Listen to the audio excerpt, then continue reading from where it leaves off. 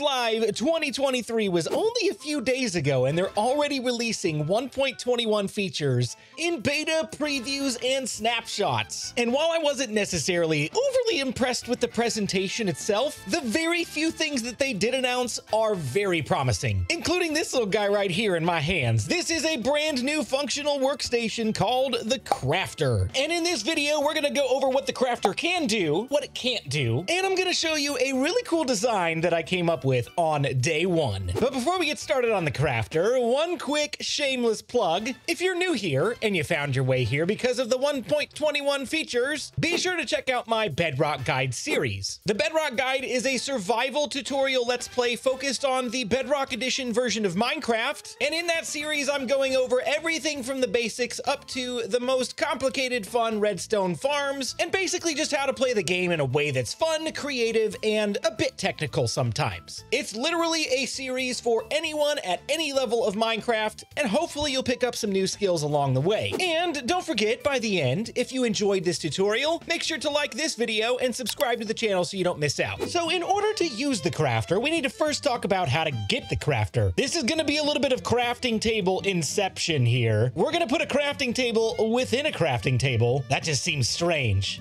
Have we ever had a recipe before with a crafting table inside a crafting table? I think this is the first. This is crazy. But you take a crafting table and you surround it on the top with iron ingots, and then in the bottom corner on the left and the bottom corner on the right, you put a redstone dust, and in the bottom middle slot, you put a dropper. Make sure it's a dropper and not a dispenser because this will not work with a dispenser. And there you have it. I just love the look of this thing, man. Every new redstone block they come out with has some sort of a face on it, and this guy looks angry. He's like, feed me all the stuff. Give me all the materials. I'm hangry. I relate to this guy. When you open up the Crafter interface, you can actually use this like a normal crafting table. Kind of. You can load everything into the crafting slots, but you cannot pull anything out. When you close the Crafter interface, it actually leaves everything in there, as opposed to a regular crafting table. If you happen to close that one up, it just puts everything back in your inventory. In order to get the crafted item out of the Crafter, you need to power it with some sort of redstone signal. That could be a button, or a lever, or a redstone torch. Basically anything that outputs a redstone signal. You can power the Crafter and receive your crafted object. But let's be real here. If we gotta manually load this thing and press a button to get our items, it kind of defeats the purpose of auto crafting. But there is a solution for that problem. If you want to auto load items into the Crafter, you can use a dropper, and any items that are in the dropper that receive a redstone signal will get pushed into the Crafter interface. A hopper, however, will just drop everything that it has into the Crafter interface. And again, the same way that you cannot use a dispenser to craft the Crafter, you actually can't use a dispenser to load items into the Crafter either. I know it looks like that worked, but check it out. There's nothing in there. It actually just dropped it on the ground in the back. So dispensers, they're not gonna work. Auto-loading with droppers will allow you to place droppers on any side of the Crafter. That includes the top and the bottom. Literally any side that has a dropper facing into the Crafter will receive an item when the dropper is powered. With the hopper, however, the hopper will only load in items from the side and the top, but will allow you to pull items out from the bottom. So if we toss a full stack of diamonds in there, you can see that it's actually going into the Crafter and then passing right through into the hopper below. I'm sure there's some pretty interesting implications for this feature. I just haven't figured them out yet. I'm gonna keep tinkering, but if you've got ideas, please let me know. When you automatically load items into a hopper, they will go left to right, top to bottom, before the slot will be refilled again. So as you can see, each slot will evenly fill up with the same number until the hopper runs out of items. This isn't very useful if you're going for specific crafting recipes. For example, a diamond pickaxe uses 3 diamonds across the top and 2 sticks in the middle and bottom middle. In order to tell the Crafter which slots are available for a specific recipe, you can click on the slots that you want to disable so that only the open slots are available to receive items. So for example, we'll auto load these again, and as you can see, it's following that same pattern, left to right, top to bottom. Now, obviously, I don't have any sticks in here, and it's just gonna preload diamonds, and that's not really a helpful crafting recipe either. And unfortunately, you can't specify which slot will receive which type of item, so if they drop in out of order, it's not gonna craft what you're looking for. Those are all mechanics that we'll explore in probably future tutorials because it's not gonna much matter for today's, but just keep in mind, order does matter. There are a couple of ways to lock crafters. The first is by powering the crafter itself. In this example, I've got a redstone torch. You could also use a repeater that's powered to go directly into the side of the crafter. It doesn't matter. As long as there's a consistent redstone signal, it will lock it to where nothing will be allowed inside the crafting table. And as you can see, I've got a hopper with diamonds running into the side. Nothing is going in, and nothing will go in until we release the redstone signal. Then everything will be allowed to flow freely. The other way to lock the crafter isn't technically locking the crafter, but it's locking the hopper below it from pulling any items out. So as you can see, same thing, redstone signal into the side of the hopper, locking the hopper, which allows all of these items to stay put. Now, technically, this redstone torch is powering that guy right there, so I'm gonna take that one off so that it doesn't interfere, but we'll go ahead and release this one, which is the one we're actually talking about. If I remove this redstone torch, you can see all of the diamonds are now flowing down into the hopper, but they're not being crafted. It's just pulling everything out of the interface. Again, there's probably some pretty cool implications for this. Haven't figured them out yet. You guys hit me up in the comments. The last bit of functionality I want to talk about before we get into the tutorial is actually not about the crafter receiving a redstone signal, but giving off a redstone signal. I've got a comparator facing out of the side of the crafter. It could be the sides or the front to the back, it doesn't really matter. Something pretty cool about the crafter that I think is unique to this item is that it will only emit a max redstone signal of 9. Each inventory slot represents 1 redstone signal strength. So if you've got 1 selected, it will output a signal of 1. It does not matter which slot, as long as it's only 1 slot, it will output 1 redstone signal strength. Same goes for an item being put into any slot. It will put out a redstone signal strength of 1. It does not matter, like some other containers, if you put up to a full stack in that slot, it's only ever going to output a signal strength of 1. So if we select all of these and disable them, you can see that it powers our redstone lamp down at the end of the line,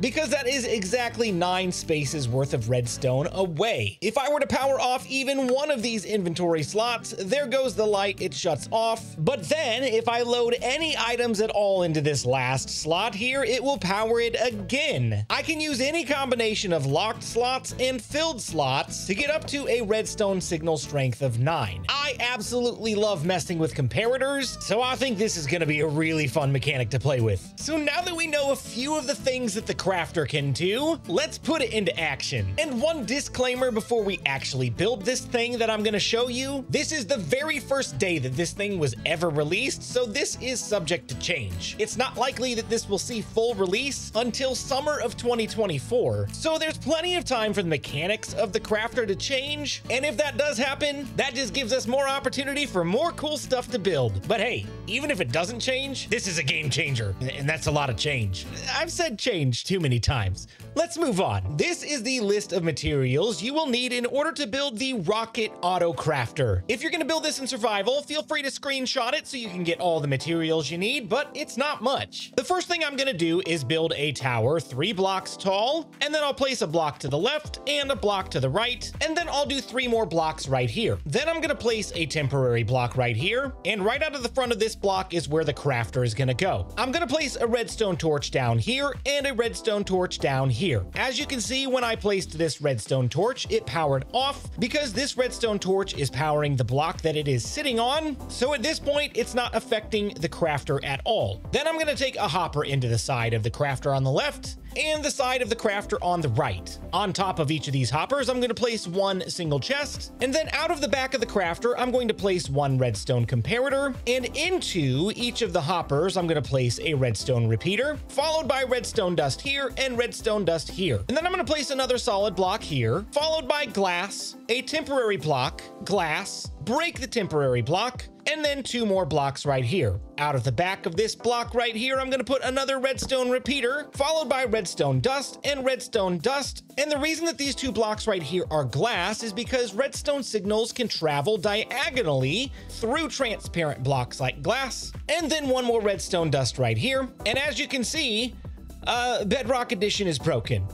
This is not supposed to work this way. It's actually supposed to do that. It's supposed to cut it off entirely. I'm like 99% sure this is unintended, so don't count on this working for long. Just go with the glass method for now because that is tried and true and should be the solution for this problem. The last thing I want to do before this thing is done is take this redstone repeater right here and change it to 1 tick. And while this isn't completely necessary, I'm doing it anyway, and I'll explain why here in just a minute. And that's pretty much it, except for this lever right here. I'm gonna put it right here on the face, and I'm gonna flip the lever down to lock the crafter so nothing can go in it while we are loading up the chests. So as with every redstone tutorial I do on my channel, let's not just explain how to build it, but let me tell you why it works the way that it does. In the first chest, I'm going to place 9 stacks of gunpowder. You can put more in there, but this is just what I grabbed. You can actually fill this completely up if you want. And because this crafter is currently locked, it is by proximity that this hopper is also locked, not allowing anything to go down into it just yet. Then I'll load paper up on this side, and if I flip this lever, you can see magic. We've got rockets. Each chest is going to allow 1 item to be pulled down at a time into the hopper below it. And when 1 gunpowder and 1 paper are loaded into the crafting table, the crafting table will emit a redstone signal, allowing this comparator to say, hey,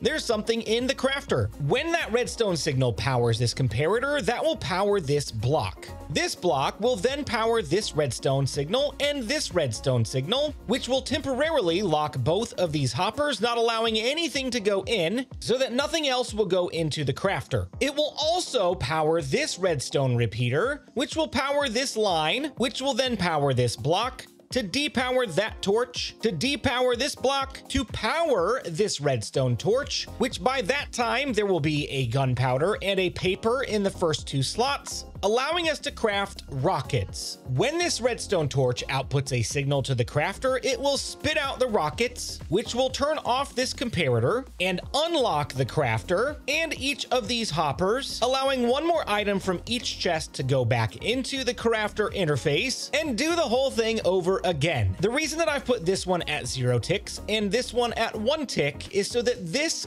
gunpowder will always be the first item in the crafter and the paper will always be the second item. This doesn't really matter for this particular redstone design because as long as the ingredients are in there, it's gonna craft rockets. But because there are different strengths of rockets, if we wanted to craft a rocket with a flight duration of 2 or 3, that requires more paper, so redstone signal delay is probably gonna come into a little bit more effect if we wanted to adapt this design. But for this design, it's just a single duration rocket and it's gonna output a lot of them. And that's basically it. That is everything that this rocket Auto Crafter does, and I hope that all made sense. If it doesn't, feel free to ask questions in the comments or join my Discord to join the discussion. We're going to be talking about this thing a lot over there.